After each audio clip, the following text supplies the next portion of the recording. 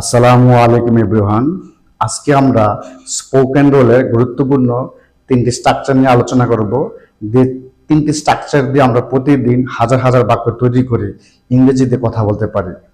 যেমন ক্যান, যার অর্থ হলো পারা; কোড অর্থ হলো পারতাম; এবং উইল বি অ্যাবল টু অর্থ হলো পারবো। অর্থাৎ বর্তমানে কোনো সামর্থ্যকে বা এবিলিটিকে বোঝাতে আমরা ক্যান ব্যবহার করতে পারি, যেটা স্ট্রাকচার হবে সাবজেক্ট প্লাস ক্যান প্লাস ভার্বের বেস ফর্ম প্লাস এক্সটেনশন।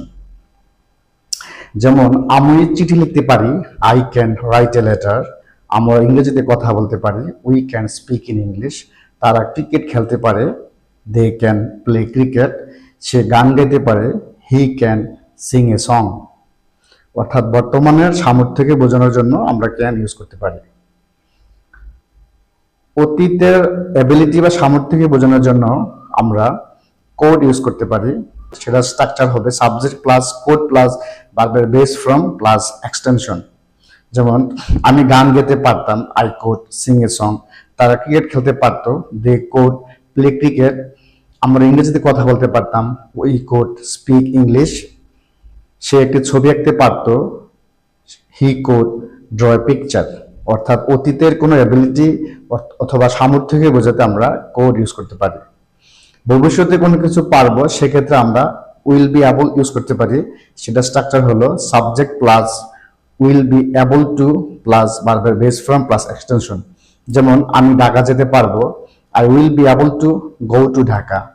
সে একটি ছবি আঁকতে পারবে, he will be able to draw a picture. তুমি একটা চিঠি লিখতে পারবে, you will be able to write a letter.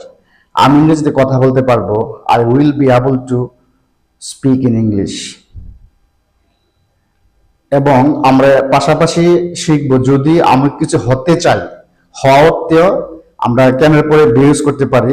তখন স্ট্রাকচার হবে subject plus can be plus noun বা অ্যাডজেক্টিভ।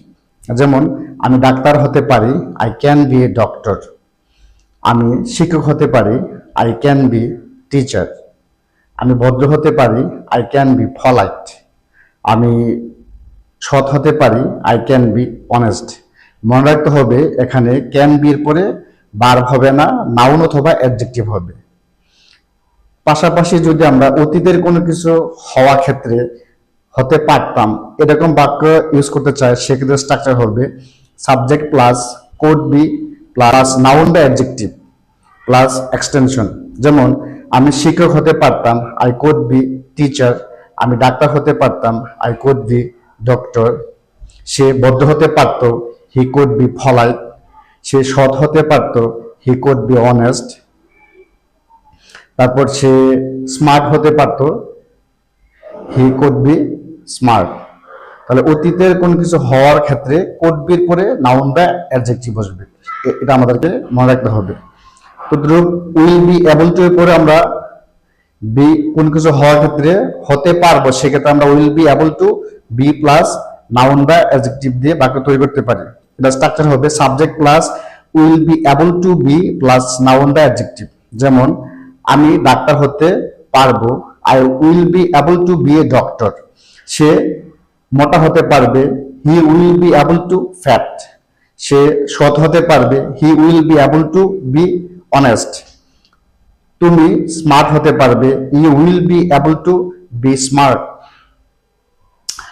অর্থাৎ ভবিষ্যতে কোন কিছু হতে পারবো, সেক্ষেত্রে আমরা উইল বি এবল টু তারপরে be plus noun plus adjective দিয়ে আমরা বাক্য তৈরি করতে পারি। এখানে প্রথম যে তিনটা স্ট্রাকচার বলেছি, তিনটা স্ট্রাকচারের পরে যদি ভার্ব বসাতে চাই, ভার্বের বেস ফর্ম। আর যদি হওয়ার ক্ষেত্রে আমরা এখানে বি বসাবো, তারপরে নাউন বা অ্যাডজেক্টিভ বসাবো। ধন্যবাদ আজকের ভিডিওটি দেখার জন্য। পরবর্তী ভিডিও দেখার আমন্ত্রণ রইল। থ্যাংক ইউ, টেক কেয়ার, আল্লাহ হাফেজ, বাই বাই।